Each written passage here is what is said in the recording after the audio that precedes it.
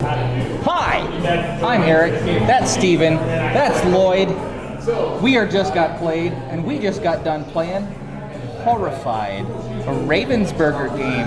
It says it on the bottom of the box. It also says Universal Studios Monsters.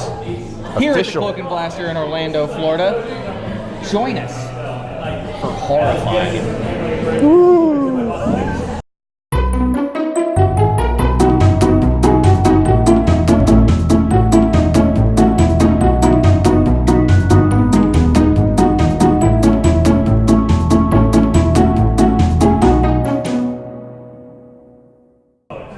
So Lloyd, would you care to explain to the lovely people out there how to play Horrified? I will do my best to explain it.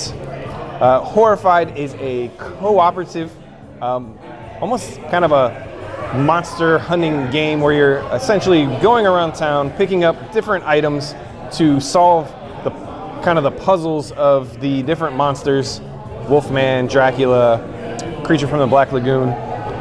And you are trying to solve their puzzles in order to defeat them. You do that by picking up items. For like Dracula, you have to destroy his 4 coffins and you can go face down with Dracula. So you'll have multiple monsters out. They are also moving around the board with the use of a kind of an AI deck that moves monsters around. So they're going to move around, they're going to attack. Villagers are going to come out on the board. They're also going to want to go to specific places, and there's a couple cards that move them around the board as well. Each game is a little different based on which monsters you want to have. So the monster aspect of it is, each one is kind of its own little mini game. The core gameplay is moving around the board, collecting items, going to different spaces on the board to do actions that affect the mini games of the monsters. Every player has their own specific variable player power that gives them special powers and movement abilities, actions. And that's essentially Horrified. Universal movie monsters. Agreed. Good job. Steven. Yes. What would you say is your favorite part of Horrified? So I like that there are several different monsters that come with the game. How many total monsters come with the game, do you think? 6 or 7. How many's on the box? You can change the number of monsters that you're playing with. We chose to play with 3, but there's a lot of variability. There's a lot of different monsters, and I like that they each have their own little kind of puzzle that you're trying to solve to defeat that monster. So I like how that puzzle mechanism works. I like that there's variability in that puzzle mechanism, and that it will change the game every time you play because there's so many different combinations. I say, speaking on that variability, the thing that I really liked about it was, like, the theme really drew me in. I don't feel like there's a lot of games that are the sort of classic horror monsters, and one of the cool parts is that the monster movement deck that happens every time, it felt like the way the monsters moved around was kind of, it made sense. Like they really tried to tie everything in together. The right items went to the right places. There were more sciencey things over at the Institute and the laboratory, and more religious items over at the religious locations and things like that. And I mean, and even the monster mini games felt thematic. And like I said, the movement, the Wolfman was super fast, and you talked about playing Frankenstein in one of your previous playthroughs of this, and he's slow as you would expect. So I mean, I thought that was really neat. So Lloyd, what was something that you really liked about this game? So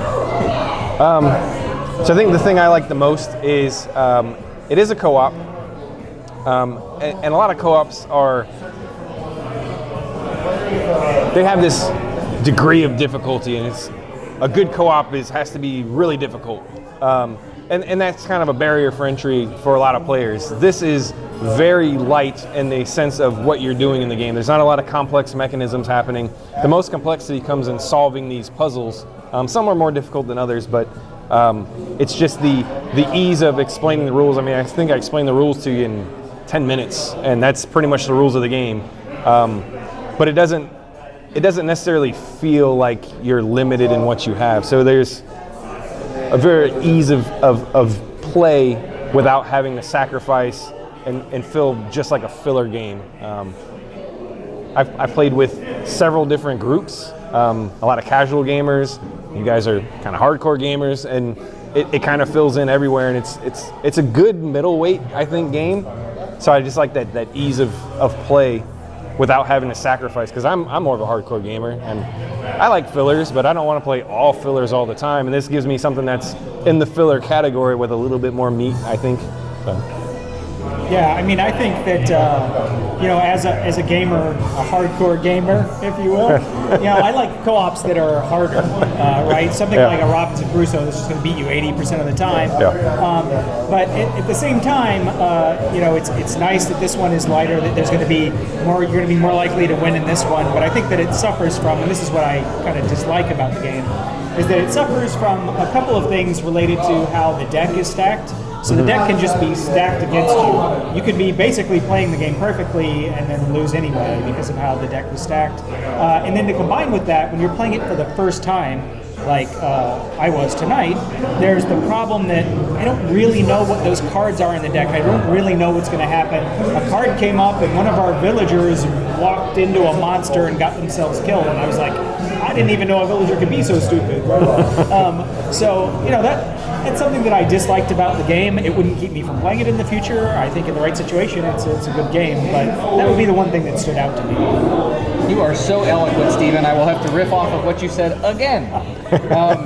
Speaking of stupid villagers, that was one of the things that I felt like was kind of underwhelming in the game, and I can't really put my finger on exactly why, but it just seemed like, at least in our playthrough, the villagers always came out in exactly the perfect spot to get eaten before we could do anything about it. I mean, there's this whole mechanism where you're able to call villagers to you and try to move them to their locations, and you get these really nice cards that have a really cool, effect that you can play out of turn that's super beneficial, and we rarely got any of those because it was almost always that a villager would come out right next to a monster, and the very first thing that would happen is the monster would go over and eat him. Yeah, and it was definitely took some bad beats.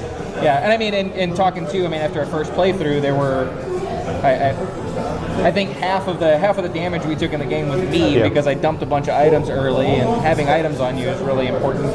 So, having played through it once, speaking to the simplicity of it, I'm already like, oh man, I would have done all this so much differently. But, so Lloyd, what would you say you disliked about Horrified, even though this is your game? It is my game. And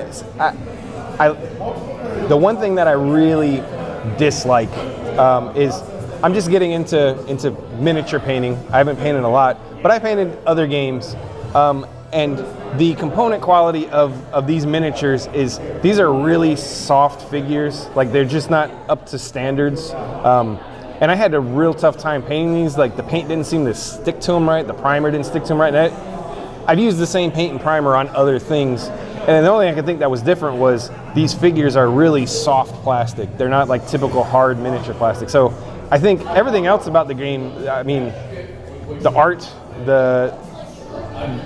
these are little standees, but they have good art on them. I just think these miniatures kind of fell flat. That's my biggest dislike. And they're color coded to match the deck, but I painted all mine, and it's just, they're just really flimsy.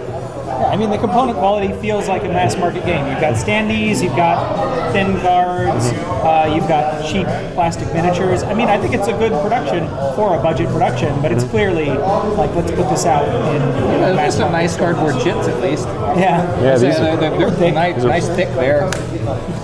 And hear that? One more dislike just after Lloyd. That was something I didn't realize when we played this, but Lloyd custom painted these, and they are awesome. And I really wish that the game actually came this way. Like, when he said that these weren't part of the game, I was immediately kind of like, yeah, we were both disappointed. We were like, oh, I thought it came like this. Oh, that's too bad. So that's Horrified. That's Lloyd. I'm Eric. That's Steven. We just got played. Join us at the Cloak and Blaster. Do it. We're hardcore here. Only hardcore gamers allowed. Sure. What should you drink after a game of Horrified, right? Is there a monster beverage? Period correct ale?